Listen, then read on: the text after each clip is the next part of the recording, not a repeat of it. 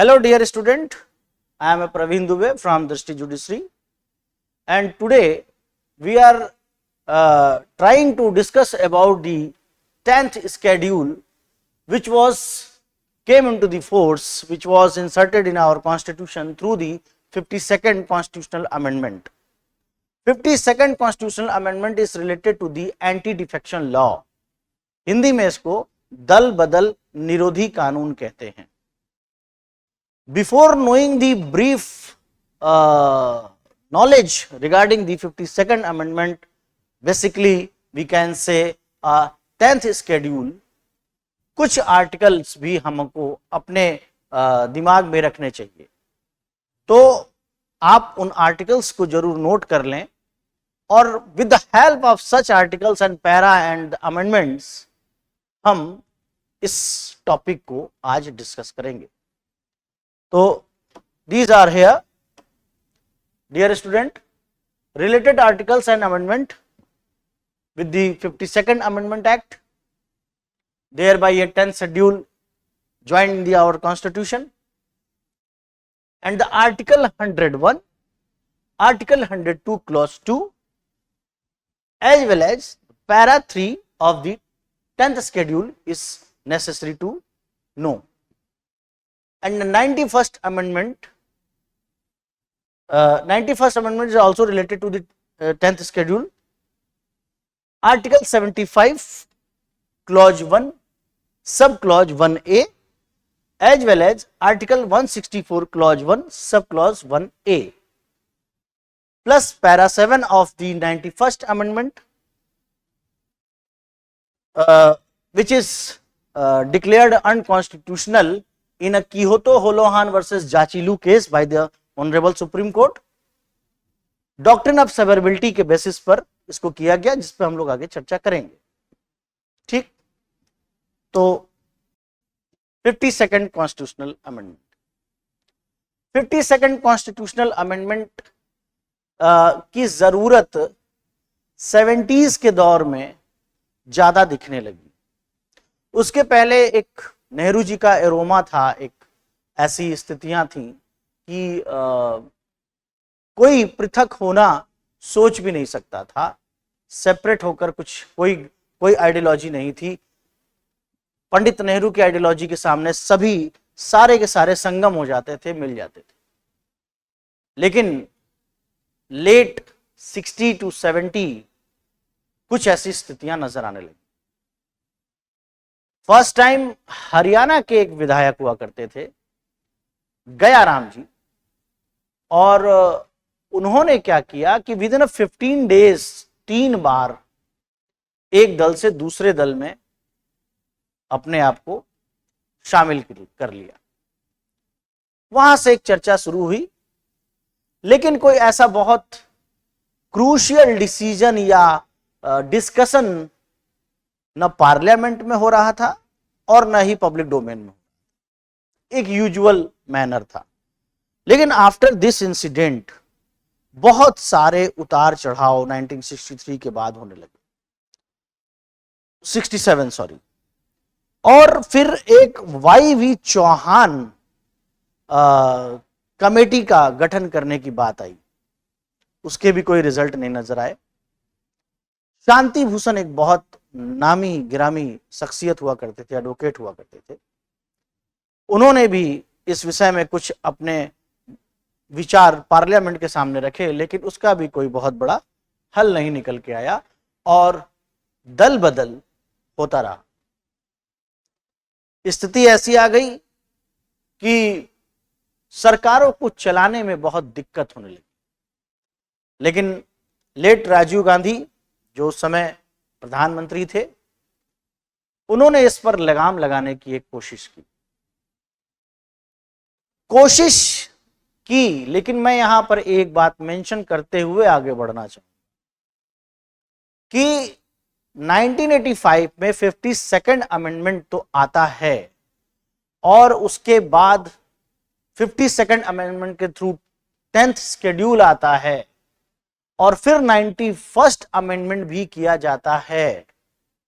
बहुत सारे प्रयास हो गए, बट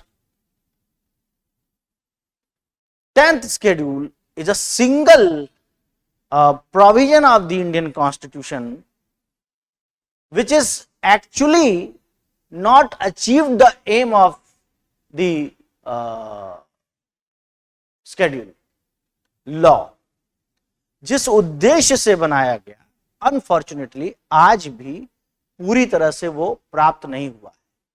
दैट्स वाई मैं इसको लिविंग लॉ नहीं मानता. लिविंग लॉ का कॉन्सेप्ट प्रोफेसर यर्लिच एक बहुत बड़े विधि शास्त्री थे, उन्होंने दिया था.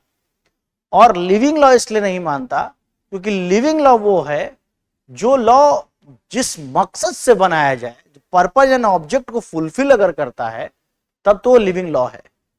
अदरवाइज अगर वो as it is purpose and object को पूरा नहीं करता है तो उसको प्योरली लिविंग लॉ नहीं कह सकते हैं, लेकिन लॉ है. फिर भी 52nd अमेंडमेंट ने कहीं ना कहीं एक लगाम लगाने की कोशिश की और उसमें ही 91st अमेंडमेंट भी आगे जुड़ता है जो हम लोग अभी डिस्कस करेंगे. लेकिन चूंकि ओरिजिनेट हुआ 10th शेड्यूल 52nd से, तो हम 52nd के रेस्पेक्ट में ही उसको भी देखेंगे. ठीक है, तो ये चर्चाएं होती रही और फिर उसके बाद 1985 में ये आता है और इस पे हम थोड़ा सा डिस्कस करेंगे. हिस्टोरिकल एस्पेक्ट पर. Year of amendment 1985. The 52nd Constitutional Amendment Act was enacted to address the issue of political defections.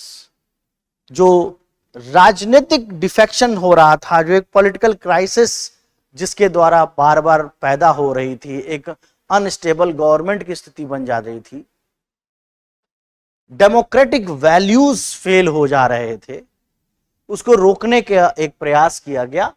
तो addresses the issue of political defections which were undermining the stability of government and democratic process. This amendment introduced the anti-defection law aimed to curbing the practice of legislature switching party. जो बार बार विधायक और सांसद एक party से दूसरे party में उछल कूद कर रहे थे, हॉर्स ट्रेडिंग भी हो रही थी, उसको रोकने का ही एक प्रयास किया. Before the amendment, there was widespread political instability due to frequent defections by member of parliament and the member of legislative assemblies. Political often shifted allegiance to other parties for personal gain, leading to the collapse of government and frequent election. और इसका एक result ये भी था कि elections बार बार कराने पड़ जा रहे थे और वो जनता के ऊपर ही एक असर होता है. The increasing trend of defection prompt call the legislative reform to ensure party loyalty and stability within the political system. The situation become particularly acute in the 1970 and early 80s, leading to consensus among political leaders on the need for an anti-defection law. सारी पार्टियां ये काम करने लगी तो एक consensus बनने लगा कि इस तरह का कोई एक लॉ लाया जाए कि थोड़ा इस पर लगाम लगाया जा सके. And the purpose is same: enhance the democratic values, reinforcing accountability of parties and constituents, protected party integrity, ensuring party strength and cohesion, curb political defections, discouraging defection to promote stability. यहां पर थोड़ी सी और हम चर्चा कर लेते हैं कि एक मोटा मोटी हिसाब किताब 10th शेड्यूल में क्या था. इसमें एक बात यह आई कि कोई भी elected member of central legislation और स्टेट लेजिस्लेशन, कोई इलेक्टेड मेंबर अगर वो पार्टी बदल कर किसी दूसरी पार्टी में चला जाता है तो वो डिस्क्वालीफाई हो जाएगा, वो अयोग्य हो जाएगा बतौर सांसद या विधायक होने के, यानी कि वो डिस्क्वालीफाई हो जाए, उसकी सदस्यता समाप्त हो जाएगी। एक बात तो ये आती है। दूसरी बात आती है कि यदि कोई निर्दल इलेक्टेड होकर आता है और यदि वो विद इन 6 मंथ नहीं किसी पार्टी में वो करता है तो उसकी सदस्यता भी समाप्त हो जाएगी। कोई नॉमिनेटेड मेंबर है और नॉमिनेटेड मेंबर आफ्टर 6 मंथ अगर किसी और पार्टी में किसी भी पार्टी में अगर वो चला जाता है तो उसका मेंबरशिप कोलैप्स कर जाएगा, समाप्त हो जाएगा। ये कुछ इंपॉर्टेंट इश्यूज उसमें थे। और इसके अलावा हाँ, एक बहुत इंपॉर्टेंट बात जो मैं भूल गया, पार्टी लाइन से कट होकर चलना, व्हीप के अगेंस्ट जाना। व्हीप एक कॉन्सेप्ट है कि पार्टीज अपने सभी मेंबर्स को एक इथिकल ऑर्डर देती है कि आप पार्टी के साथ रहेंगे, कोई भी बिल पास करना है या कॉन्फिडेंस मोशन का मामला है, आपको पार्टी लाइन पे ही चलना है, पार्टी के अकॉर्डिंग ही काम करना है, पार्टी के अकॉर्डिंग ही वोट देना है। इवन ये right to speech, freedom of speech and expression का वायलेशन है। लेकिन पार्लियामेंट्री प्रिविलेजेस का मामला अलग होता है, उस पर ये लागू नहीं होता, FR का 19(1)(a). लेकिन फिर भी ये एक डेमोक्रेटिक कॉन्सेप्ट तो नहीं है कि कोई व्यक्ति अपनी इच्छा से अगर कोई बात कहना चाहता है तो उसको आप रोक देते हैं। ये एक बहुत बड़ा कारण है, ये एक बहुत बड़ा कारण है कि 10th शेड्यूल पूरी तरह से अपने फॉर्म में आज भी नहीं आ पाया, क्योंकि ये जरूरी नहीं है कि हम पार्टी लाइन से ही काम करें। अगर हम पार्टी लाइन से हट के कोई काम कर रहे हैं तो हमें निकाल दिया जाए, तो ये थोड़ी सी गलत सी बात हो जाती है, थोड़ा इथिकल नहीं लगता ओवरऑल। ये कुछ बातें इसमें आ गई। लेकिन इसी 10th शेड्यूल में 52nd अमेंडमेंट में एक exception, important exception, even there are 2 or 3 exceptions, but जो सबसे बड़ा एक्सेप्शन था वो ये था कि 1/3 मेंबर ऑफ द पार्टी, 1/3 सदस्य जो इलेक्टेड मेंबर हैं आफ्टर इलेक्शन, 1/3 सदस्य यदि सेपरेट होकर कोई अपनी नई पार्टी बना लेते हैं या किसी पार्टी में मर्ज कर जाते हैं तो वो अनकॉन्स्टिट्यूशनल नहीं था, तो वो एंटी डिफेक्शन अप्लाई नहीं करता था। यानी आप इस तरह समझें कि मान लीजिए कि किसी पार्टी की 100 सीटें आई, 100 मेंबर इलेक्टेड हुए, इलेक्शन जीते, और उसमें 1/3 चले गए अपनी एक अलग पार्टी बना लिए या विलय कर गए, मर्ज कर गए, तो वो उन पर एंटी डिफेक्शन लॉ अप्लाई नहीं करता। ये एक बहुत बड़ी कमी थी। दूसरा, एंटी डिफेक्शन लॉ स्पीकर और चेयरमैन ऑफ लेजिस्लेटिव काउंसिल के ऊपर अप्लाई नहीं करता। ये एक उसमें एक्सेप्शन था। तो आप इसको ऐसे देख सकते हैं कि कोशिश थी एक छोटी बीमारी को दूर करने की, लेकिन उसमें एक ऐसा चीरा लगा दिया गया कि वो बढ़कर कैंसर हो गया। यानी कि सामूहिक रूप से अब दल बदल किया जा सकता था। जो काम बड़े पैमाने पर नहीं हो रहा था, अब वो बड़े पैमाने पर होने लगा, यानी पूरी की पूरी पार्टी ही टूटन में आने लगी। और ये स्थिति तो हम देखते हैं जनता की सरकार, जनता दल की सरकार जाने के बाद से ही ये चीज हम देख रहे हैं। तो ये एक कंडीशन हुआ। इसीलिए इसके बाद जरूरत आन पड़ी 91st अमेंडमेंट एक्ट। अच्छा, एक बात अभी मैं और बता दूं कि इसी 52nd अमेंडमेंट एक्ट के थ्रू जो 10th शेड्यूल आया, उसका पैरा 3, जिस पर मैंने आप लोगों से चर्चा की थी कि उसको भी हम ध्यान में लेंगे। पैरा 3, पैरा 3 क्या करता है कि इसको जो प्रोविजन है 1/3 मेंबर का अलग हो जाना, किसी नई पार्टी को बना लेना या किसी दूसरी पार्टी में मर्ज कर जाना, इसको हटा दिया गया, इसको 91st अमेंडमेंट से हटा दिया गया, यानी अब ऐसा नहीं हो सकता। और 10th शेड्यूल में 52nd अमेंडमेंट के थ्रू 101, 102 क्लॉज 2 जोड़ा गया सेंट्रल लेवल पर पार्लियामेंट के लिए, और स्टेट लेजिस्लेचर के लिए ये लाया गया 190 एंड 191 क्लॉज 2। मैं इसको रीड कर देता हूं, आप इसको ध्यान दें। देखिए 102 clause 2, a person shall be disqualified for being a member of either house of parliament if he is so disqualified under the 10th schedule। Member जो है वो डिस्क्वालीफाई हो जाएगा किसी भी हाउस से, किस आधार पर? 10th शेड्यूल के आधार पर। और आप सब यह बात जानते भी होंगे कि 10th शेड्यूल के मामले में डिस्क्वालीफाई करने का राइट स्पीकर को है, और इलेक्शन से रिलेटेड अगर डिस्क्वालिफिकेशन होता है तो उसमें जो राइट है वो प्रेसिडेंट का है with the help of election commissioner. तो वो एक अलग बात है, लेकिन अभी हम इसकी बात कर रहे हैं।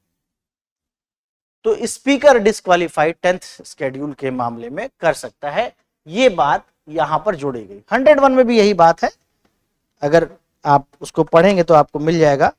101 में हाँ लिखा है क्लॉज 3 101 का, if a member of either house of parliament become subject to any disqualification mention in clause 1 और क्लॉज 2 ऑफ आर्टिकल 102। तो हमारी बात तो केवल 10th शेड्यूल के मामले में हो रही है, तो ये बात भी 52nd अमेंडमेंट में जोड़ी गई। सेम एज राज्य की विधायिका के संदर्भ में जो संसद के लिए नियम था, वही राज्य विधायिका के संदर्भ में आर्टिकल 190 और आर्टिकल 191 क्लॉज 2 सेम बात यहां पर भी जोड़ दी गई 10वीं अनुसूची से, और पैरा 3 को 91 से हटा दिया गया। ठीक है, अब इसके बाद फिर जब समस्याएं सॉल्व नहीं हुई, स्टेबिलिटी नहीं बन रही है, बार बार जो है डिफेक्शंस हो रहे हैं, तब एक और आवश्यकता होती है 91st अमेंडमेंट। जब भी हम 52nd अमेंडमेंट पढ़ेंगे तो बिना 91st अमेंडमेंट के वो कंप्लीट नहीं हो सकता। 91st अमेंडमेंट, क्योंकि 91st अमेंडमेंट भी 10वीं अनुसूची 10th शेड्यूल से जुड़ा हुआ है। इसमें एक और बात शामिल हो गई, 1/3 वाला मामला हटाकर यहां पर 2/3 कर दिया गया। अगर किसी पार्टी के 2/3 सदस्य अलग होकर कोई नई पार्टी बना ले, तब एंटी डिफेक्शन लॉ अप्लाई उनके ऊपर नहीं करेगा। प्रयास यह हुआ होगा या ऐसा वो सोचे होंगे कि इतनी बड़ी मात्रा में अगर हो रहा है तो इसका मतलब सभी का पार्टी लाइन से अलग होने का एक डिसीजन है, बहुमत है, मेजॉरिटी है, या ऐसा बहुत कम हो पाएगा। इसलिए 1/3 जो 33% की बात थी, अब वो 67% की बात हो गई, यानी कि मर्ज और बढ़ता गया। और इसका एक बहुत बड़ा दुरुपयोग हम लगातार देख रहे हैं, जैसे कि deputy speaker versus Nabam Rebia का केस आपने देखा, आपने अरुणाचल प्रदेश के केस के साथ साथ उसी समय सेम टाइम पर आपने उत्तराखंड का केस देखा होगा, सीएम रावत थे उस समय। उसी के साथ साथ अभी रिसेंटली आप अगर देखें तो आप यह देख रहे हैं कि महाराष्ट्र में क्या हुआ। बहुत सारी ऐसी चीजें हमको आए दिन देखने को मिलती हैं। बहुत सारे लीडर एक दूसरे की पार्टी में मर्ज कर रहे हैं। घूम फिर कर बात यह है कि मर्ज बढ़ता गया है सॉल्व तो नहीं हुआ, लेकिन हम क्या करें, हमें तो ये बताना होगा अपने एग्जाम में कि इसके कुछ बेनिफिट्स हैं।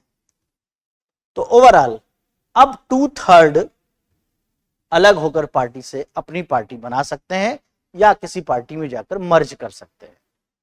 लेकिन एक बहुत अच्छी बातें भी इसके साथ आई हैं। ऐसे तो और भी प्रोविजन है, लेकिन आपको जानने के लिए है कि article 75 clause 1 sub clause 1A और 164 clause 1 sub clause 1A, central के रेस्पेक्ट में, स्टेट के रेस्पेक्ट में, ये कहता है कि मंत्रिमंडल जो होगा, काउंसिल ऑफ मिनिस्टर होंगे, वो टोटल मेंबर के 15% से ज्यादा नहीं।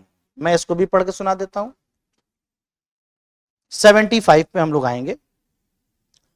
The total number of ministers, 75 1A, the total number of minister including the prime minister in the council of ministers shall not exceed 15% of the total number of member of the house of people. House of people के total number के 15% से ज्यादा मंत्री नहीं होंगे। ठीक है, क्योंकि पहले क्या होता था कि सबको रेवड़ी बांट रहे हैं और सबको खुश करेंगे तो सब डिफेक्शन नहीं करेगा। ठीक है, पोलराइजेशन करने में आसानी रहेगी, अलग अलग जात धर्म और एरिया के लोगों को मंत्री बनाते रहेंगे तो आगे भी हमारा काम चलता रहेगा, हम गवर्नमेंट बनाते रहेंगे। तो इसको रोकने का एक प्रयास किया गया, क्योंकि और संसाधनों का भी बड़ा दुरुपयोग होता रहा। टैक्स हम पे करते हैं, बाकी तो आप समझ ही रहे हैं कि वो क्या करते हैं। तो ये बात इसमें आई। एक जो बहुत इंपॉर्टेंट बात 91st अमेंडमेंट में आई, जिसको 10th शेड्यूल में ध्यान नहीं दिया गया शुरुआती दौर में, वो ये थी कि स्पीकर के पावर को बहुत ही ज्यादा वाइड कर दिया गया था, एब्सोल्यूट कर दिया गया था। हर स्थिति में स्पीकर विल डिसाइड कि किसको डिस्क्वालीफाई करना है और किसको नहीं करना है। और स्पीकर क्या है कि अच्छा, एक तो स्पीकर किसी भी पार्टी में जा सकता था, उसके ऊपर एंटी डिफेक्शन लॉ नहीं अप्लाई करता था, नहीं करता है। लेकिन स्पीकर किसी को भी डिस्क्वालीफाई कर रहा है। तो कई बार क्या होता था, स्पीकर अपने गवर्नमेंट को खुश करने के लिए, क्योंकि देखिए कितना भी वो स्पीकर हो जाए, लेकिन अब ऐसे लोग हो गए हैं वर्तमान में भी, आप देख सकते हैं कि उनका अपने पार्टी के प्रति अफेक्शन ज्यादा है, जबकि वो स्वतंत्र बॉडी है एक तरह से, लेकिन मोहब्बत है कि जाती नहीं। तो स्पीकर बड़ा दुरुपयोग करता रहा इस बात का। 91st अमेंडमेंट के पैरा 7 में एक बात लिखी थी, वो यह बात थी कि स्पीकर का decision in respect of disqualification final होगा और उसका जुडिशियल रिव्यू नहीं किया जा सकता। स्पीकर का decision in respect of disqualification of member will be final and not the subject of the judicial review. Judicial review को रोकने की कोशिश, जुडिशियल रिव्यू मिनर्वा मिल में हम लोगों ने पढ़ा है कि हमारा बेसिक स्ट्रक्चर है, आर्टिकल 13 क्लॉज 2 को आप रोक नहीं सकते, ये हमारा फंडामेंटल राइट। इसी पैरा 7 को डॉक्ट्रिन ऑफ सेवरेबिलिटी के आधार पर, डॉक्ट्रिन ऑफ सेवरेबिलिटी क्या होता है, आर्टिकल 13 के रेस्पेक्ट में इसको पढ़ते हैं कि जब भी अगर हमारा फंडामेंटल राइट एब्रिज होता है, इन्फ्रिंज होता है स्टेट के द्वारा, तो जो पार्ट इनवैलिड पार्ट है of the entire law, invalid part को सेपरेट कर दिया जाता है और बाकी part as it is valid बने रहते हैं। इससे क्या होता है कि हमको फिर से एक नया इनेक्टमेंट करने की जरूरत नहीं होती है, चीजें बाकी अगर सही है, मतलब मेजर पोर्शन जो है सब्सटेंशियली लॉ सही है, लेकिन उसका कुछ पार्ट इनवैलिडेट है या कुछ पार्ट अगेंस्ट कॉन्स्टिट्यूशन है, तो उसको सेवर कर देते हैं, उसको काट के निकाल देते हैं। जैसे हमारे नेल्स काम के नहीं है, बढ़ गए हैं तो काट के निकाल दिया, उससे हमारी बॉडी को कोई नुकसान नहीं हो रहा है। उसको हम डॉक्ट्रिन ऑफ सेवरेबिलिटी कहते हैं, हिंदी में पृथक्करणीयता का सिद्धांत कहा जाता है। तो डॉक्ट्रिन ऑफ सेवरेबिलिटी के थ्रू इस पैरा 7 को हटा दिया गया, जो स्पीकर के पावर को एब्सोल्यूट करता था और कहते था कि स्पीकर का डिसीजन का जुडिशियल रिव्यू नहीं हो सकता। किस केस में हुआ?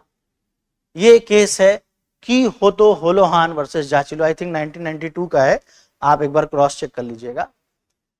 की होतो होलोहान वर्सेस जाचिलहू का ये केस है। अब आगे इसी पे और चर्चा कर लेते हैं।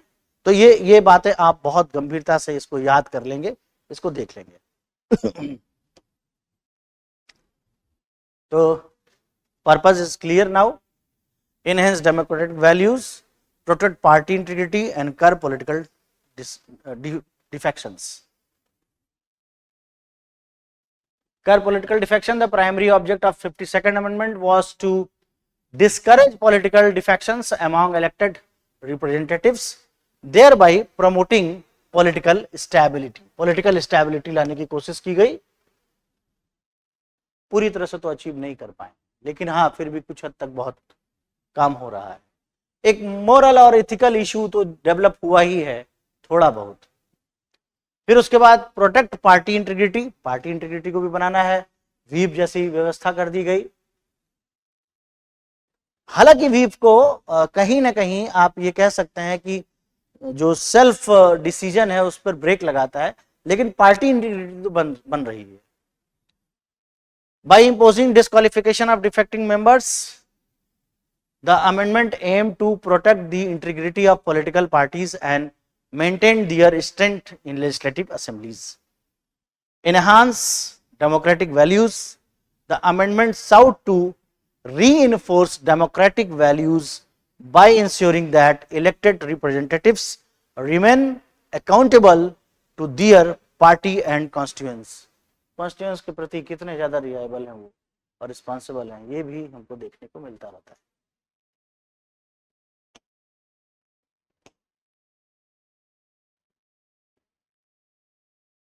Provisions, join another party, same thing which is already discussed here. Join another party, disqualified if they join another party, disqualify if they against party directives without permission, means a whip, they cannot goes against the whip. Merge exception, not disqualified if joining a new party after a merger. 1/3 किससे था? 52nd में था, और जिसको 91st amendment में अब 2/3 कर दिया गया है। ये हमेशा अपने दिमाग में रखिएगा। Independent join, not disqualified if an independent join a party with in 6 month. ये बात आ गई है कि 6 महीने के अंदर अगर निर्दलीय किसी पार्टी में चला जाता है तो वो डिस्क्वालीफाई नहीं होगा, वो निर्दलीय है, कोई दिक्कत नहीं, इतना तो मौका मिलना चाहिए। Provision 10th schedule, the amendment added the 10th schedule of the constitution which outlined the provisions related to disqualification grounds of defection, disqualification criteria. An elected member can be disqualified if they join another political party after being elected, वही बात, vote against their party directives without permission, ठीक, whip के against नहीं जा सकते। There are 2 exceptions. First, merger, if a member joins a new party after a merger with their original party, they may not be disqualified. Independent members who join a political party within a 6 month of the election, तो वो disqualify नहीं होंगे।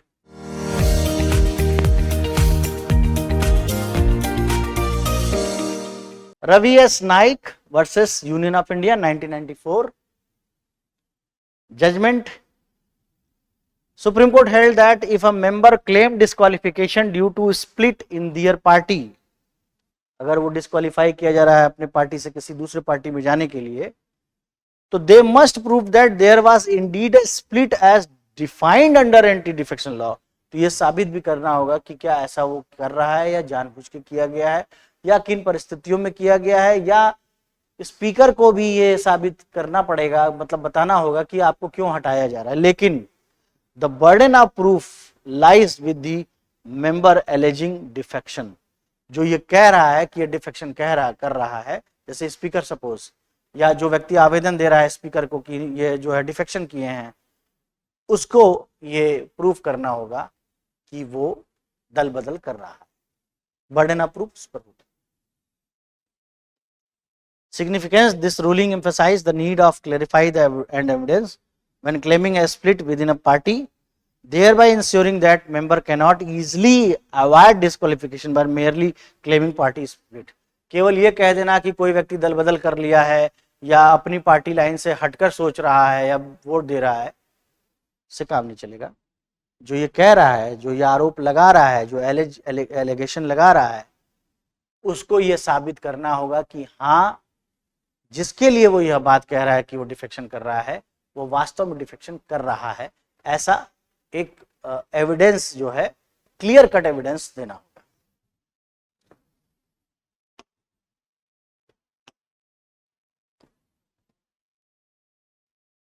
एक और case देखते हैं हम लोग। मन्नाडी सत्यानारायण रेड्डी, MS रेड्डी बोल सकते हैं आप, versus Andhra Pradesh legislative assembly. 2009 का जजमेंट है। हाई कोर्ट कहती है कि on the jurisdiction of the speaker regarding disqualification under the anti defection law, it stated that while the speaker has significant power, those power are not unlimited and must adhere to constitutional provision.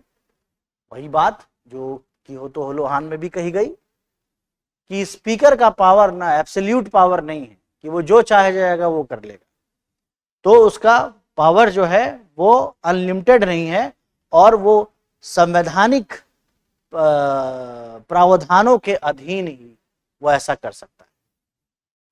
Significance: the case highlighted the balance between legislative authority and judicial oversight, clarifying that the while speaker have discretion, जब वो अपने विवेक का प्रयोग कर रहा है, their decision can be subject to scrutiny, उसकी जांच की जा सकेगी, वो जांच के अधीन होगा संवैधानिक सीमाओं के।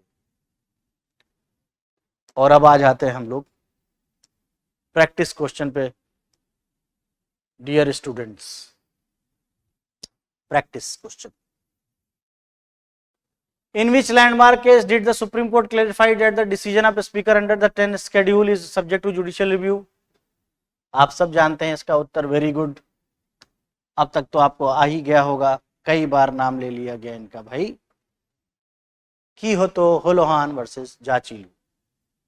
मेनका गांधी से संबंधित नहीं है, ये तो आर्टिकल 21 से संबंधित है। SR बोमई अलग मामला है। वो 3-4 बातें हैं, मैंने लास्ट वाले वीडियो में बताया है, आप देखिएगा।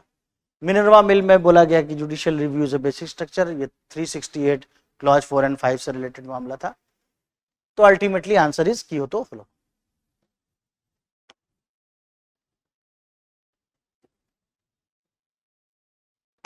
और अब the anti defection law under the 10th schedule applies to which of the following. जब 192 और 102 दोनों की बात हम लोग कर रहे थे, जब 75 164 की बात हम लोग कर रहे थे, इसका मतलब कि जो MPs हैं उन पे भी लागू होगा, MLAs पे भी लागू होगा, both member of parliament state legislature. तो आपका उत्तर होगा ये। ठीक है, तो इसके साथ हम लोगों ने आज 52nd amendment along with 91st amendment, basically आप कह सकते हैं 10th शेड्यूल के बारे में चर्चा की। इसको आप देखें, पढ़ें, याद करें। यह आपके लॉ के पेपर में भी इंपॉर्टेंट है, प्रीलिम्स में, मेंस में, एज वेल एज ये GS का पार्ट भी है। Thank you so much.